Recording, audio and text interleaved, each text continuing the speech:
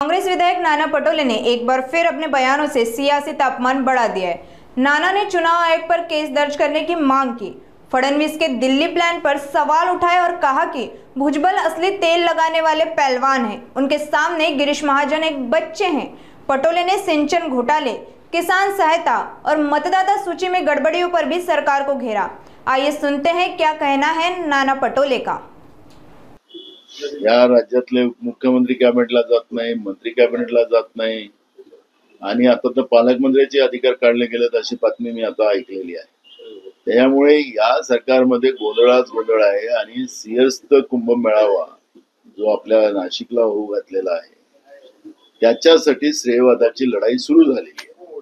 ती पहिल्या दिवशी सुरू झालेली आहे। छगन भुजबळ तर नंतर मंत्री झाले, पण छगन भुजबळ हे तेल लावलेला पहलवान आहे। आता काय काय तेल लावून करेल यांचं ते आता येणारा काळ सांगेल। त्यामुळे इतकं सोपंही नाही छगन भुजबळ यांना। आणि गिरीश महाजन त्यांच्या समोर बच्चे आहे। गिरीश महाजनाला सगळे अधिकारी असतील पण ते त्यांच्या समोर बच्चे, हा तेल लावलेला पहलवान आहे। त्यामुळे सिंहस्थ कुंभमेळावा हा चांगला व्हावा, कुठलंही करप्शन त्याच्यामध्ये होऊ नये। जगभरातून येणारे साधू संत आणि जेवढे त्या ठिकाणी यात्रेकरू येतील त्यांची चांगली व्यवस्था व्हावी आणि त्या ठिकाणी कुठली गैरसोय होऊ नये याची काळजी सरकारने घ्यावी। त्यांना कोणाला श्रेयवाद करायचा असेल हा तो त्यांचा विषय। मूळ प्रश्न असा आहे, मला त्याच्यावर जायचंच नाहीये। माझा मुद्दा एक आहे की तुम्ही वेबसाईटवरून तुम्ही यादी काय गायब केली, माहिती का लपवली, गुन्हेगार कोण? निवडणूक आयोग गुन्हेगार आहे। तुम्ही अजूनही त्यांच्या वेबसाईटवर कुठेही जा, तुम्ही राज्याच्या जा की केंद्राच्या निवडणूक आयोगाकडे जा, तुम्हाला कुठल्याही वेबसाईटवर तुम्हाला याद्या आणि निकालाची अद्ययावत माहिती तुम्हाला पाहायला मिळत नाही। का लपवली गेली? तर गुन्हेगार कोण? त्यांची जबाबदारी आहे, घटनात्मक त्यांना त्यांची जबाबदारी आहे निवडणूक आयोगाची की पारदर्शकता ठेवली पाहिजे। जे काही प्रक्रिया आहे ती प्रक्रिया लोकांच्या समोर ठेवली पाहिजे। तुम्ही लपवता कशासाठी? या प्रश्नाचं उत्तर त्यांनी द्यावं। संजीव कुमारांनी काय चुकीचं ट्विट केलं तो आहे तो चौकशीचा भाग आहे, पण निवडणूक आयोग या सगळ्या पारदर्शकतेला लपवतो काय? निवडणूक आयोगाची माहिती काल म्हणजे जी काही लोकांच्यासाठी आहे, लोकांचं काय ते लोकांचे मत आहेत, त्यांना त्यांची माहिती घेणं हे त्यांचा अधिकार आहे।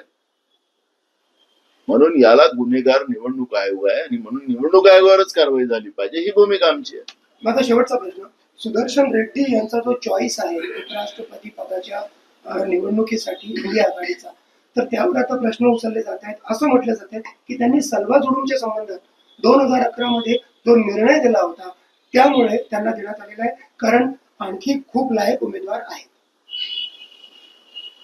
असं आहे की आता त्यांचा जो उपराष्ट्रपतीचा उमेदवार आहे त्यांचं काय?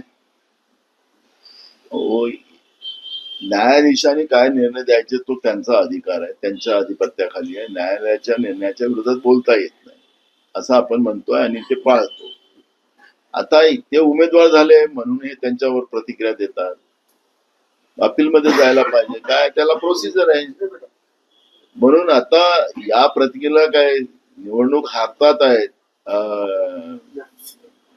ही जी मोदी सरकार, त्यासाठी या पद्धतीचं खोटे आरोप करून आणि मतदातांचं मत डायव्हर्ट करण्याचा जो प्रयत्न अयशस्वी केला जातोय। तुम्हाला माहितीसाठी सांगतो, सुदर्शनांचं सुदर्शन फिरलेलं आहे, चक्र सुदर्शन चक्र आहे भगवान विष्णूचं, आणि सुदर्शन रेड्डी हे निवडून येतील।